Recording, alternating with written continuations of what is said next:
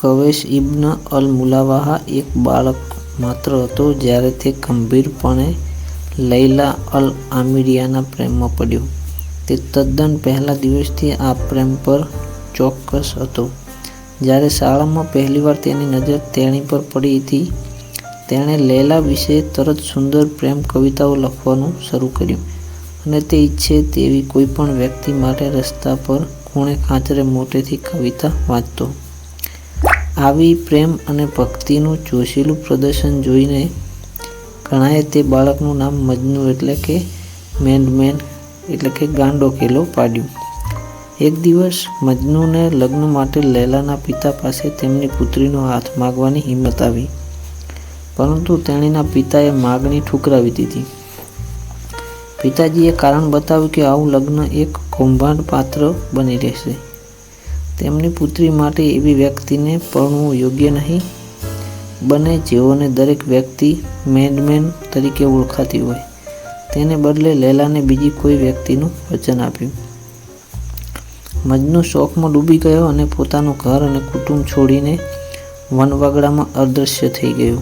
તેણે પોતાની પ્રેમાળ લૈલા માટે કવિતાઓ રચવા પોતાના દિવસો વિતાવીને જંગલી પ્રાણીઓની વચ્ચે રહીને એકાંત દયનીય જીવન જીવ્યું.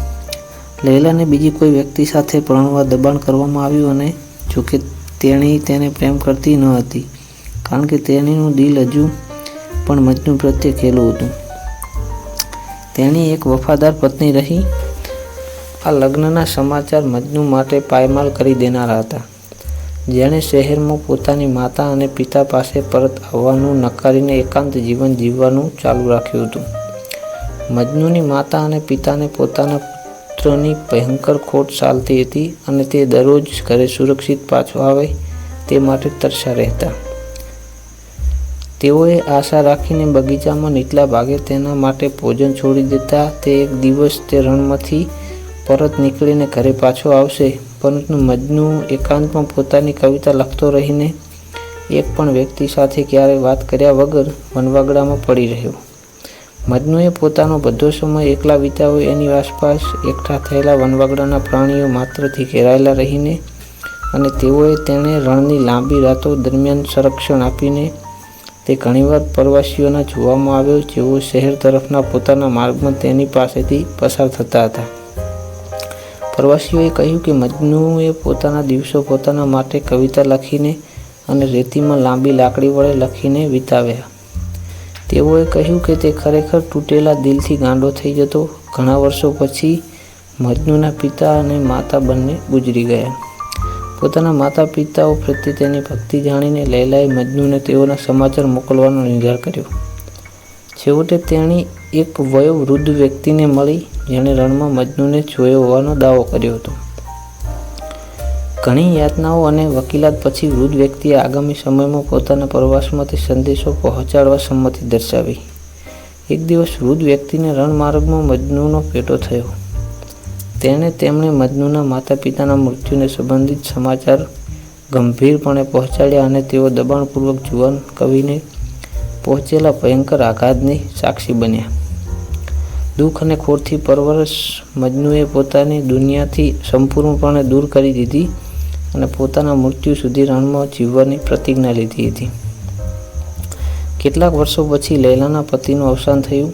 આ જુવાનિયાએ આશા રાખી કે અંતે તેણી પોતાના સાચા પ્રેમને પામશે, એ કે છેવટે તેણી અને મજનુ કાયમ માટે એકસાથે થઈ જશે. પરંતુ કમનસીબે આવું થવાનું ન હતું. પરંપરાએ માગણી કરી કે લૈલા પોતાના મૃત પતિનો શોખ મનાવવા બીજી કોઈ વ્યક્તિને જોયા વગર પૂરા 2 વર્ષ સુધી પોતાના ઘરમાં રહે. વધુ 2 વર્ષ સુધી મજનુ સાથે ન રહેવાનો વિચાર લૈલા માટે અસહ્ય હતો. તેઓ જીવન પર અલગ રહ્યા હતા અને વધુ 2 વર્ષ એકાંતમાં તેણીના પ્રિય વ્યક્તિને જોયા વગર જુવાન સ્ત્રી માટે જીવન ત્યાગવાનું કારણ બનવા પૂરતા હતા. લૈલાનું તૂટેલા દિલથી મૃત્યુ થયું. તેણીના ઘરમાં એકલવાઈ હતી. જ્યારે મજનુને ફરી ક્યારે જોયા વગર લૈલાના મૃત્યુના સમાચાર મજનુને વનવગડામાં મળ્યા. તે તરત લૈલાને દફનાવવામાં આવી હતી તે જગ્યાએ તાત્કાલિક પહોંચ્યો અને ત્યાં તે આંસુ સારતો અને રડતો રહ્યો. પ્રેમની કબર પર મૃત્યુ પામ્યો.